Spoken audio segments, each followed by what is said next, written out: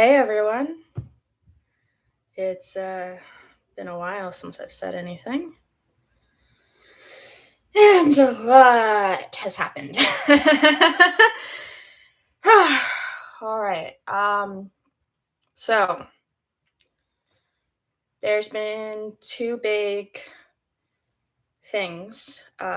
So there's the stuff going on in the United Kingdom, and then there's the stuff going on in the United States. So, both involve Wikipedia. Uh, I usually start saying Wikipedia because that's the one with the bigger name recognition. uh, the Wikimedia Foundation is the nonprofit organization, hosts the servers, hires a bunch of employees, provides funding for a bunch of things, and then Wikipedia is one of those projects. And I'm giving this introduction because I feel like because it's been a while since I've done one of these, I might have some new people, and I think it just helps to give some context about the different layers here. Because a lot of people just don't have an awareness of how certain things work, how Wikipedia gets written. It's mostly volunteer written. And that adds a whole other layer to these dynamics because the interests of the community, which is broad, but there are very broadly acceptable values, with the movement. And I mean, I feel like it shouldn't be this hard. Um, yeah. A lot of it's covered in the very first stream. If people want to go look at that, I have a playlist, but the first one is the most important one. So I'm just gonna look at some of the updates here.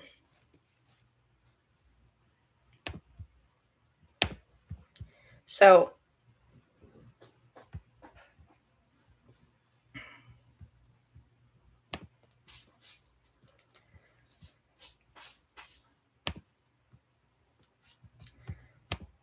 employees in the United Kingdom are not directly employees of the Wikimedia Foundation. They have this employer of record, which is Safeguard Global.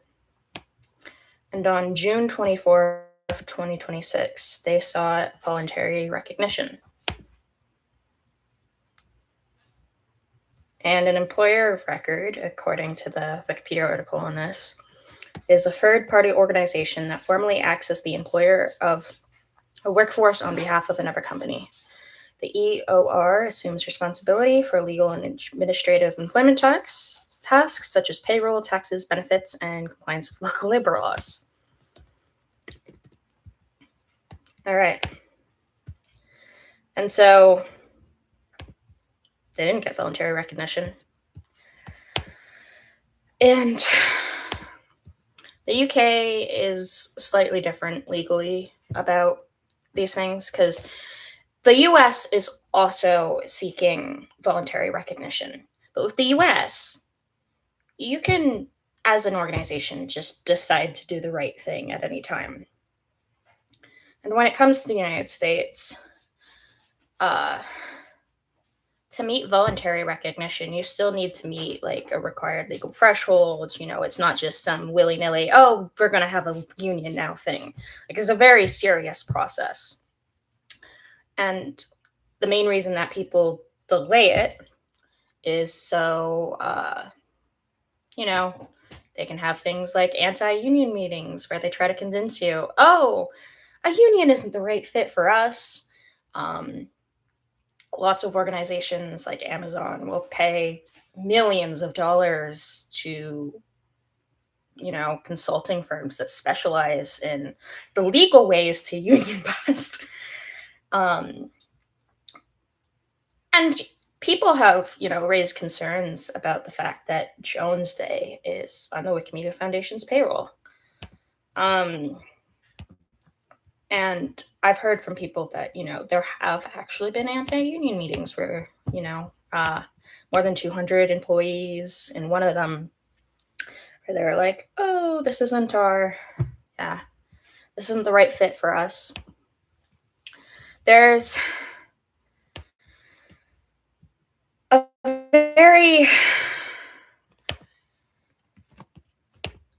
very rage-inducing statement about voluntary recognition in the US that's like full of anti-union rhetoric. So let's see what it says. The Wikimedia Foundation is a nonprofit guided by values centered on shared purpose, continuous improvement, welcoming participation, and open, curious dialogue. The fact that they put curious in there is like almost a microaggression. So for people not in the know, there's a big thing about management saying practice curiosity if you disagree with a decision. There's a really good blog post about it by someone going by the pseudonym of Wikifired. They are a verifiable former employee of the foundation, and the conduct they describe is just horrific. It's not right. So, curious dialogue.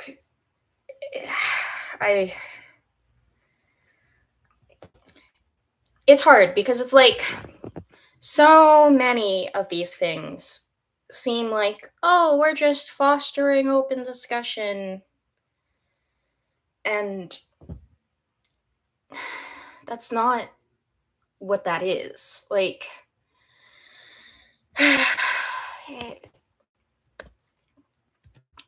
I've said this before. I don't know if it was on these live streams, but I definitely have in like in-person conversations where it's always easier for someone who's engaging unethically or doing something wrong to just be calm, and the status quo is always going to be the reasonable thing because that's what has been normalized, right? But normalized injustice isn't it doesn't make it right.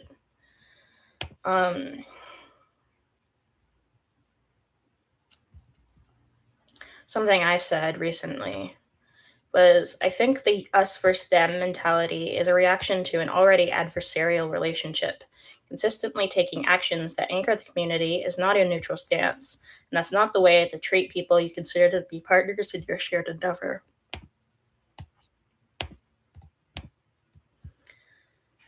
And yeah.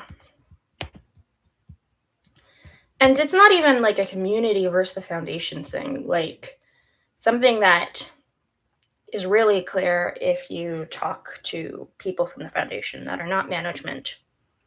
And I mean, it makes sense because there's that, strong support for unionization, right?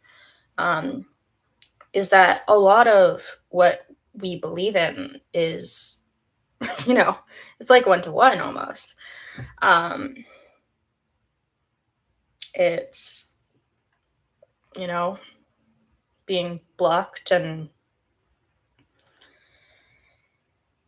from people who actually have authority to change things. Because if they wanted to listen to the community, engage with the community, they could have. And apparently this used to be the thing several years ago. Like, it didn't used to be rare to see like an executive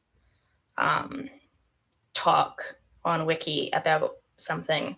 Like, they would do things the Wiki way. There would be questions, they wouldn't be ignored. There'd be like an actual open discussion, not this occasional, here's our corporate PR statement, and it doesn't matter how much you kick up a fuss, we won't care.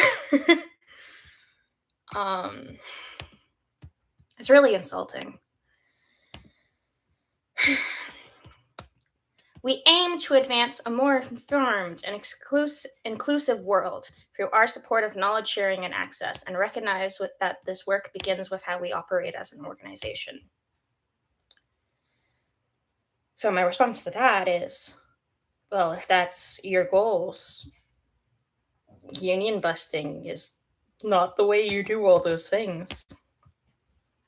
You should support people who are actually doing the work that makes your mission possible. The employees, the volunteers who write, everyone. And insulting them is not the way to go.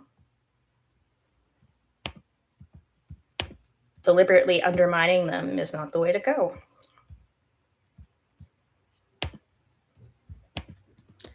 So, second paragraph.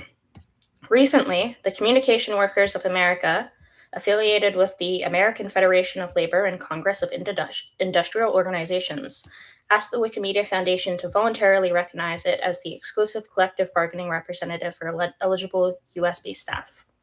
The foundation is the primary employer of 342 US-based staff, including managers.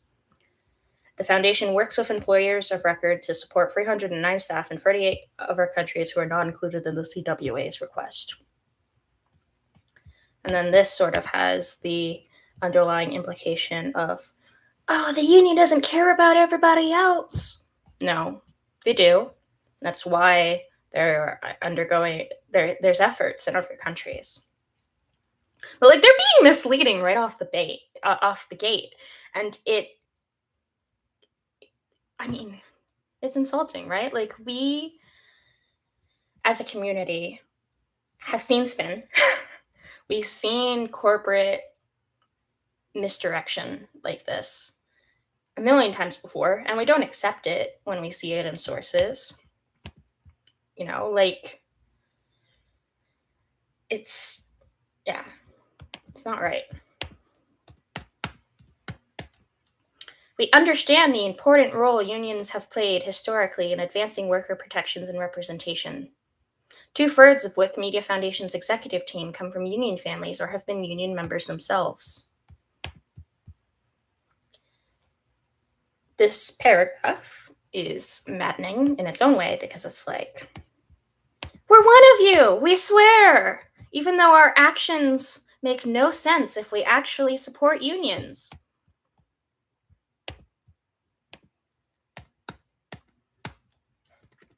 Foundation leadership respects the right of staff to unionize if they choose to do so. They have chose to do so. Doing the paralegal minimum of we won't break the law and forcing people to go through the board and delay the process like that is not really respecting people. It's respecting a legal right and that it is legal, but it's not ethically right. That decision rests with them. Except it doesn't, because you are choosing not to respect the decision that has already been made. It's like, obviously you can't break the law. You can drag this out as much as you legally can, and that final decision is still going to be people's decision. But my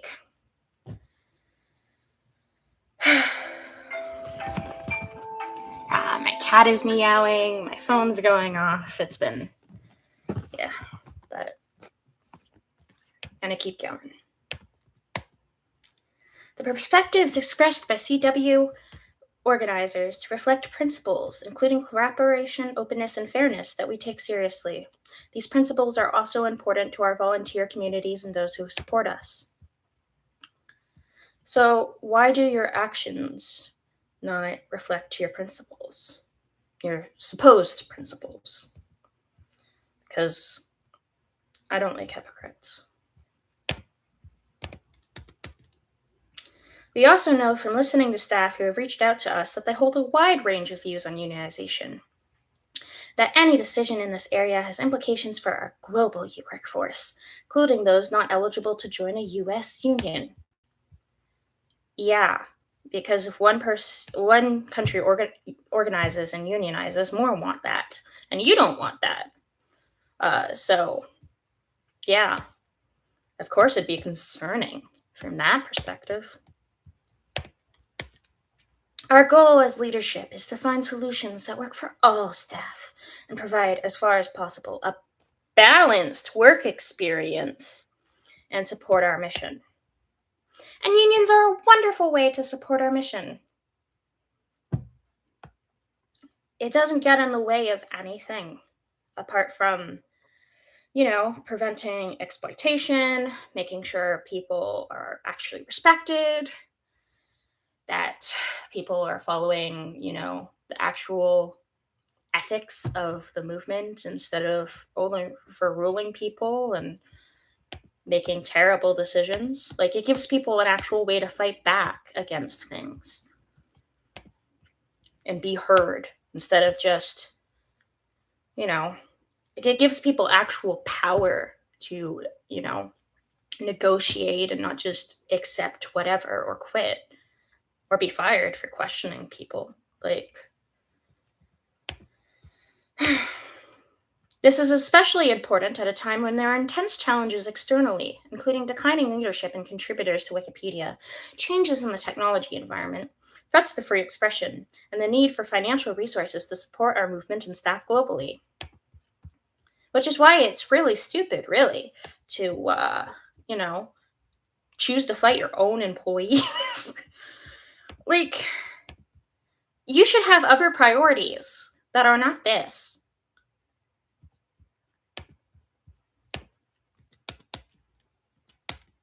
As stated, the decision to unionize belongs to staff.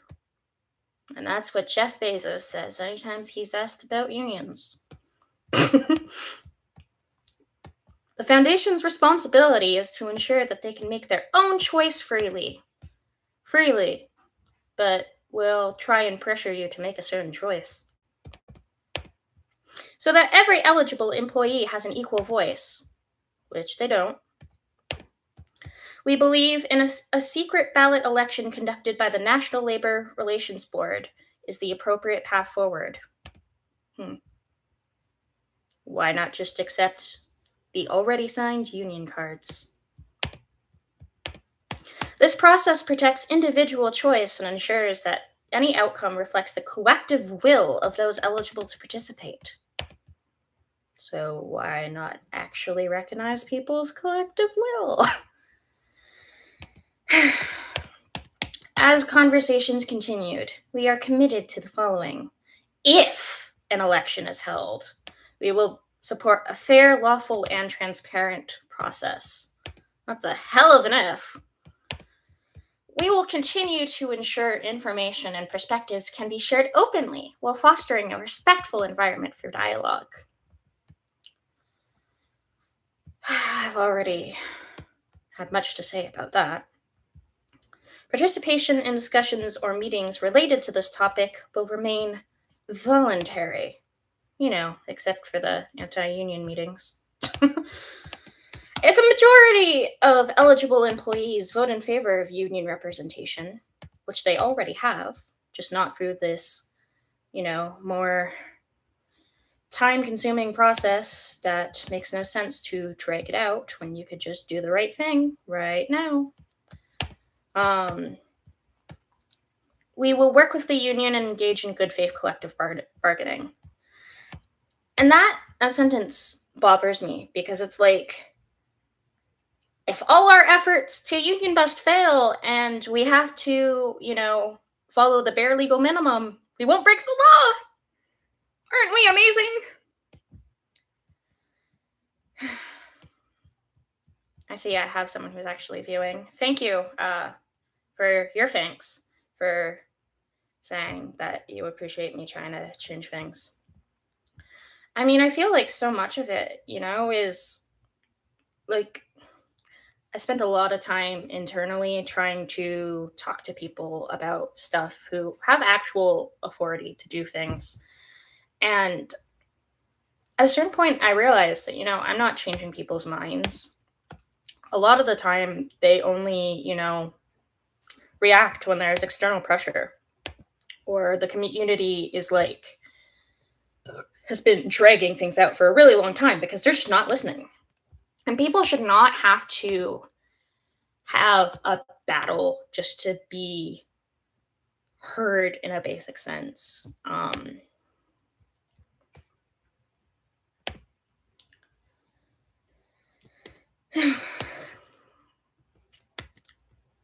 Like I mentioned on Jimmy's talk page, in this blog post, a former employee of the Wikimedia Foundation states, when I asked my colleagues what could be done about this, how should I proceed, and what they have tried, what I heard back was very discouraging.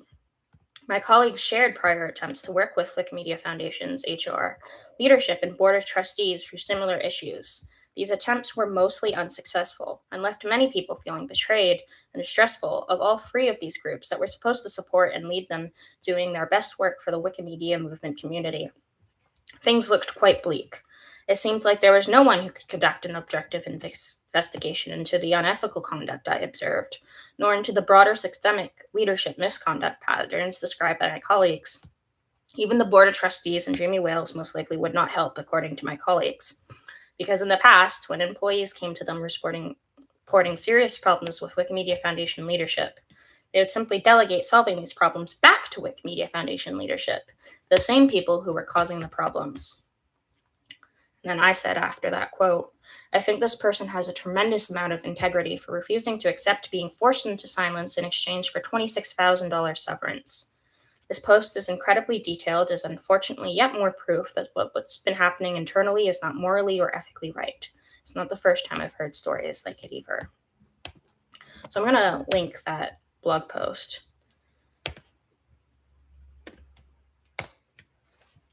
The unethical conduct.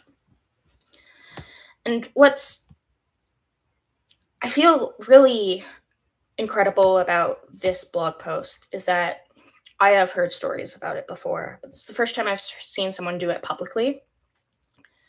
And part of the reason you very rarely get public stories like this is because when there aren't legal prohibitions against it, it's really common for the foundation to attach severance to a non-disparagement clause. And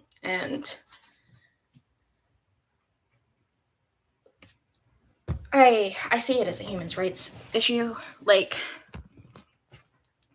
it's really messed up to hold that over someone's head when you can fire them pretty much anytime you want, unexpectedly.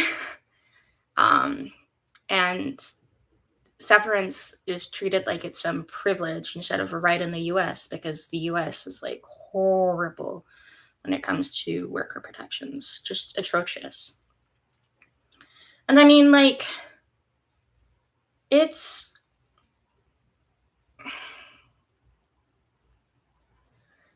feel like it says something in itself, right? That, like, when you can get away with things, you do.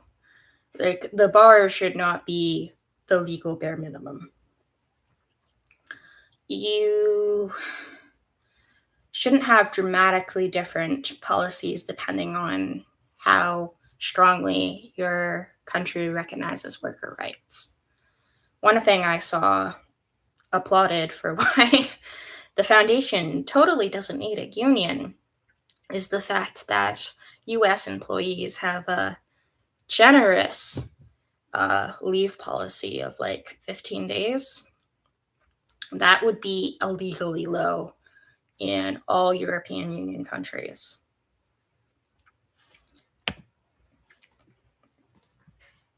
And it's just, yeah, it's not right.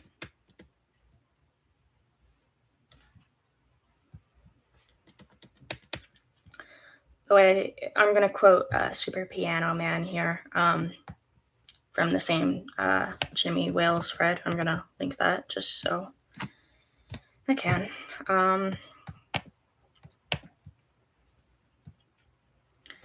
And they said, the problem is that there are essentially no Wikipedia standard reliable sources for verifying these kinds of allegations of employee misconduct.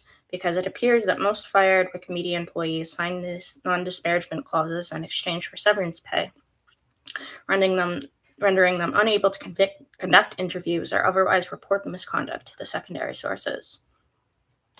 This scenario was a good example of why Wikipedia sourcing guidelines usually only make sense. Yeah. Because people were like, oh, it's a blog. Why should we trust the blog? And yeah. So, yeah. So they were like, oh, we wouldn't accept that as a source as in the main space. Why are we accepting it here? And then that was kind of like a rebuttal to it. Outside of main space, blogs from former Wikimedia Foundation employees are among the best possible sources for knowing what is happening internally, as the Wikimedia Foundation, like all organizations, has a strong incentive to deny allegations of misconduct, regardless of whether or not they are true. And official communications from the Wikimedia Foundation are pretty much guaranteed to be sanitized by the PR department. Yeah, I've heard that. There's very strong pressure internally not to engage with community members, to not post, in the places people actually engage with, and that if you absolutely must, you have to run it by comms first. I don't like that.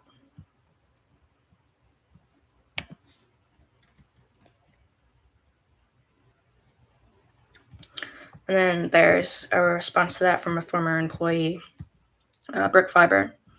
Based on my own experience, the non-disclosure clause of the settlement agreement is much more broad and therefore restrictive of possible behavior and communications than the non-disparagement clause, even though non-disparagement gets the headlines. Yeah, I mean, non-disclosure would also, because obviously there are things that employees come across that you wouldn't necessarily want to be public information. Like, every organization has that. But when it comes to the terms that are offered, I strongly get the impression that it is not the bare minimum of what would make sense. And that should be prioritized, right? Like, people's freedom of expression should be, as broad as possible under what makes sense. The problem is what most people would consider of what makes sense is not the same thing as management interests. And so those sorts of things are always going to conflict, and they don't have to. That's a choice, an active choice that continues to be made. I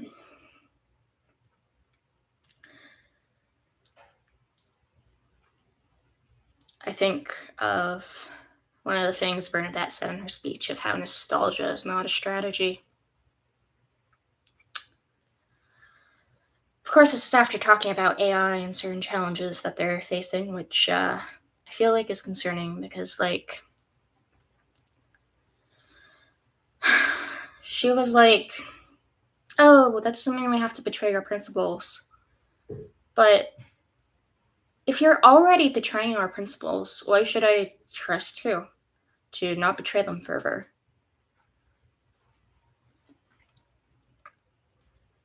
Like, the community is not someone to go around or to, just force things upon.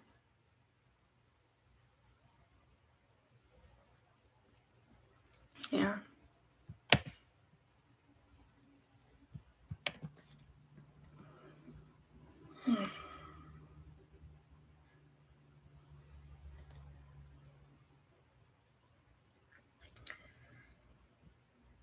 So, I guess I'll read and respond to the WikiFired blog. So,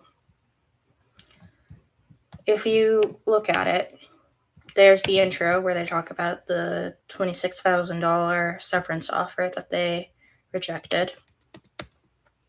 says that they worked as a senior data scientist at the foundation from 2024 to 2025. In February 2025, they witnessed unethical conduct, and that when they shared concerns, they were gaslit and told to practice curiosity with the senior leader until I agreed there was no unethical conduct. Their attempts to explain that that's not what curiosity means, and that using the phrase practice curiosity in response to someone raising concerns in good faith is problematic were unsuccessful. And I think employees deserve so much better than that. Like, the Wikimedia Foundation should be a place that's different from corporate America. Walking the walk should be of utmost importance. Gaslighting people about these things is not right.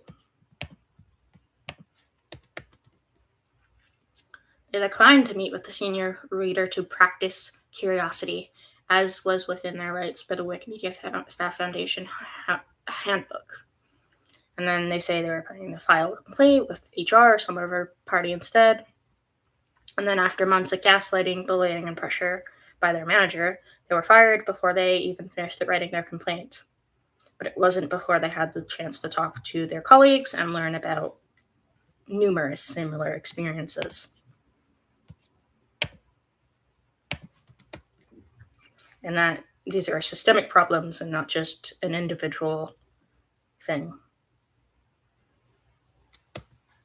Retaliation is commonplace.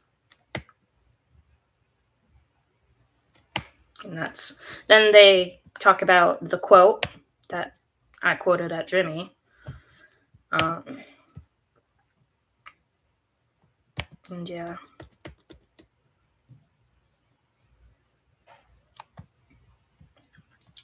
It looked like there was nothing I could do to hold leadership accountable and to make things better at Wikimedia Foundation, whether it's for my own case or for my colleagues going through similar experience, or for the Wikimedia movement community, because you all, readers, donors, and editors, deserve better. I thought that if I couldn't improve the situation, I should quit, because if I stayed, I would be further enabling unethical conduct by the leadership team with my work contributions. So for a brief while, I was planning to quit.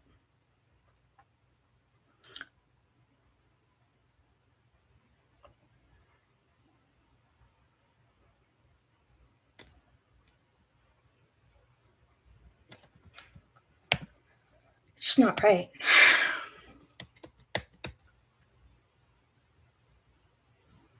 And then there's a second post that's much longer. But I think I might save that for another day. Because I've already, been talking for about a half hour, and I have things to do. Coming back from Paris.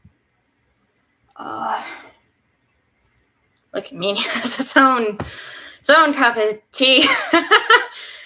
Let's just say that there was a lot of pressure to get answers from executives in like the handful of minutes they decided to make available to actually respond to people, because they're ignoring everybody on Wiki. Haven't said anything since May 24th, as I brought up in, my maybe 2 minutes to say something.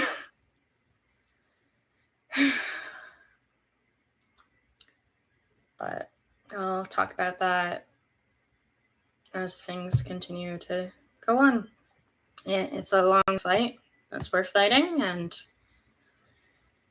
even though it's hard for me to be outspoken at times, it's worth it when it comes to what it means, and hopefully it will actually result in some actual change.